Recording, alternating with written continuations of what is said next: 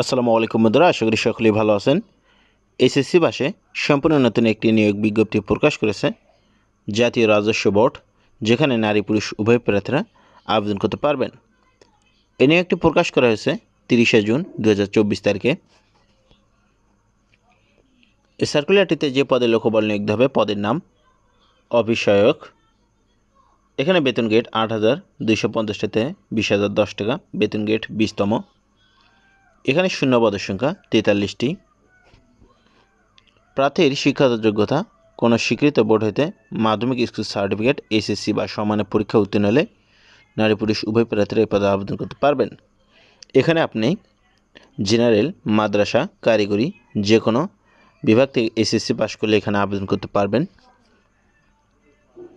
এখানে যে সকল জেলার প্রার্থীগণ আবেদন করতে পারবেন তার মধ্যে রয়েছে ঢাকা, গাজীপুর, মানিকগঞ্জ, মুন্সিগঞ্জ, নারায়ণগঞ্জ, নরসিংদী, গোপালগঞ্জ, মাদারীপুর, শরীয়তপুর, কিশোরগঞ্জ, টাঙ্গাইল, ময়মনসিংহ, জামালপুর, নেত্রকোনা, চট্টগ্রাম, বান্দরবান, কক্সবাজার, ব্রাহ্মণবাড়িয়া, চাঁদপুর, কুমিল্লা, ফেনী, লক্ষ্মীপুর, রাঙামাটি, রাজশাহী, জয়পুরহাট, পাবনা, সিরাজগঞ্জ, নওগাঁ, নাটোর, চাঁপাইনবাবগঞ্জ, বগুড়া, রংপুর, দিনাজপুর, গাইবান্ধা, কুড়িগ্রাম, লালমনিরহাট, নীলফামারী, পঞ্চগড়, ঠাকুরগাঁও, খুলনা, যশোর, ঝিনাইদহ, মাগুরা, বাগেরহাট, মেহেরপুর, বরিশাল, ভোলা, ঝালকাঠি, বরগুনা, সিলেট, মৌলভীবাজার এবং সুনামগঞ্জ এই সকল জেলার প্রার্থীরা আবেদন করতে পারবেন। বাকি সব যে জেলাগুলো রয়েছে সেখান থেকে আপনারা আবেদন করতে পারবেন না।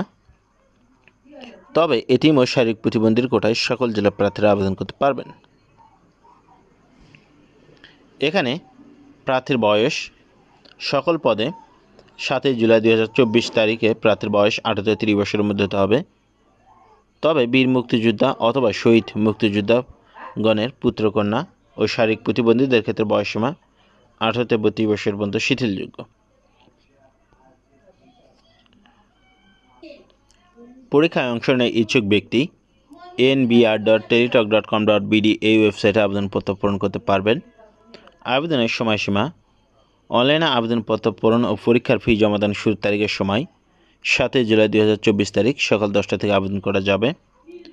অনলাইনে আবেদনপত্র জমাদানের শেষ তারিখের সময় 28 জুলাই 2024 তারিখ বিকেল 5টা পর্যন্ত আবেদন করতে পারবেন। উক্ত সময়সীমার মধ্যে ইউজার আইডি প্রাপ্য প্রার্থীগণ অনলাইনে আবেদনপত্র সাবমিটের সময় থেকে পরবর্তী 72 ঘন্টার মধ্যে এসএমএসের মাধ্যমে আপনাদের পরীক্ষার ফি জমা দিতে পারবেন।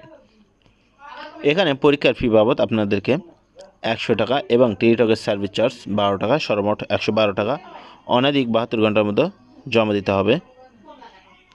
এই সার্কুলার সম্পর্কে আপনাদের কোনো প্রশ্ন থাকলে